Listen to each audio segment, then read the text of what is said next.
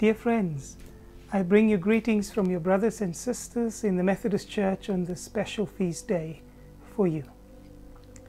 I want to reflect a little on Acts 12 with you today. The headlines at the moment scream loudly, challenge, challenge. To ask, what does it mean to be the church in times of challenge, I think is really a question about our identity. How does a people gathered by, in and around the crucified and resurrected one respond to challenge? Acts 12 is the chosen text today. In Acts 12, church members were challenged by being rounded up and put in prison and murdered. I want to examine with you how the church of Acts 12 became a community of care in that context. Firstly, why am I not focusing on Peter's jailbreak? Probably some of you are skeptical just now. You may be protesting. Romeo, surely you are not reading this right. My Bible says it's a story about God sending an angel to rescue Peter. And it's true. That does happen in Acts 12. But in times of challenge, if we read Peter's story simply as normative, we come away with what I think would be unrealistic expectations of what God will do. Because you see, not everyone is rescued. Some suffer and die. Some are damaged beyond repair. Others are left up to pick the scattered remnants.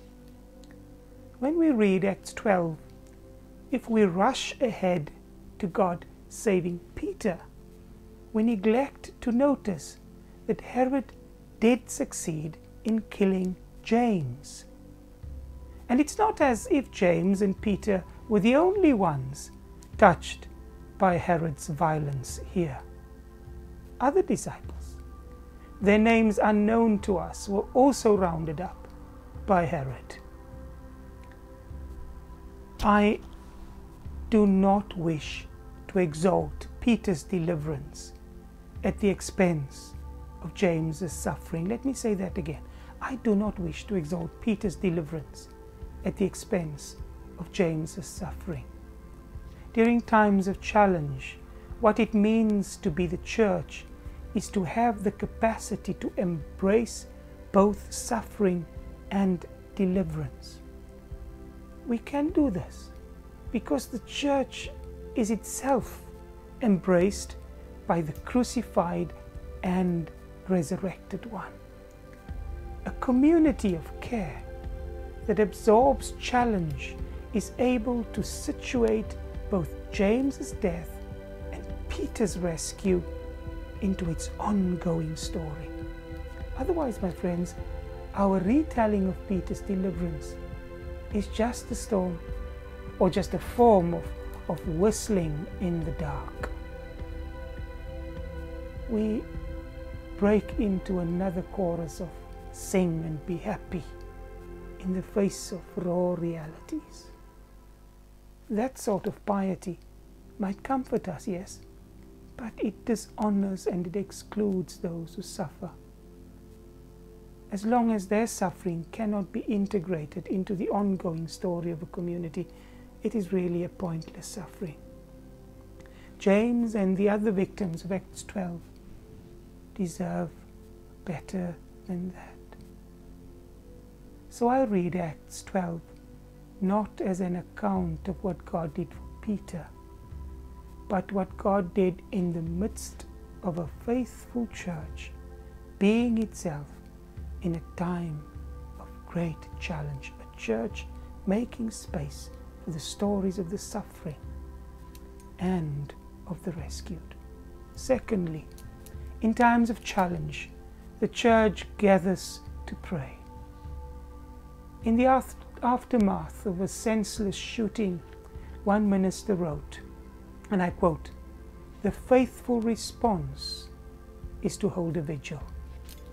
I remember being underwhelmed by his suggestion. Yet I myself could not imagine anything better to do. In fact, that's precisely what the church did in Acts 12. In their time of challenge, when some of them were being rounded up and imprisoned, James had been killed, and Peter's odds looked grim, the church's response was to gather and to pray. Being the church in times of challenge means holding a prayer vigil. Why is it so important that the church gathers for a vigil in times of challenge? I think, friends, it has to do with becoming a community of care. Those suffering, those mourning, they cannot even bear their own burden. And I've seen so much of this during this time of COVID-19. How can they be expected also to shoulder the burdens of others who suffer and mourn? In fact, they require less burdened others to embrace them all, to unite them in their grief, to stand in solidarity with them. I imagine that the prayer vigil of Acts 12 included the families and friends of those who had been arrested. They knew what had happened to James. They knew their loved ones could be next. The church exists to gather up these terrified people and hold them together in prayer. From Luke's perspective, there was a literal test of strength between the church's prayer and Herod's prison. That's how he frames it so powerfully in verse 5. While the guards keep vigil over Peter in the prison, the church keeps vigil over Peter in prayer. Powerful, isn't it? God honors the church's prayers by bending the universe in their favor and giving them a miracle in this instance. Luke wants us to see that our gathered prayers are not impotent. Friends, I do not believe this means that we should always expect a miracle like Peter experienced. Being the church means, yes, depending on miracles, but sometimes the greatest miracle is that we are held together. Challenge does not destroy or does not need to destroy all human relationships. I would suggest that this in itself is a proof of God's intervening.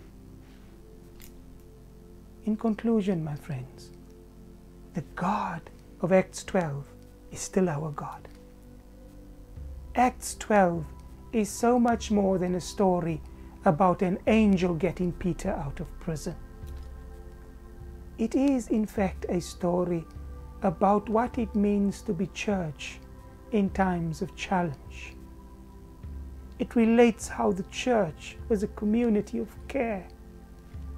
It is essential that we, as a church, continue to attend to this text, because as long as we live in the world, we will be confronted by challenge.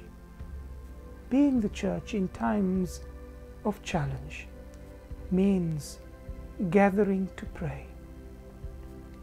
In these challenging times, may we be a community of prayer. The God of the Exodus, the God of the wilderness, the God of the promised land, and of Peter in Acts 12 is still our God. And may we continue to say with Paul, "The Lord stood at my side and gave me strength.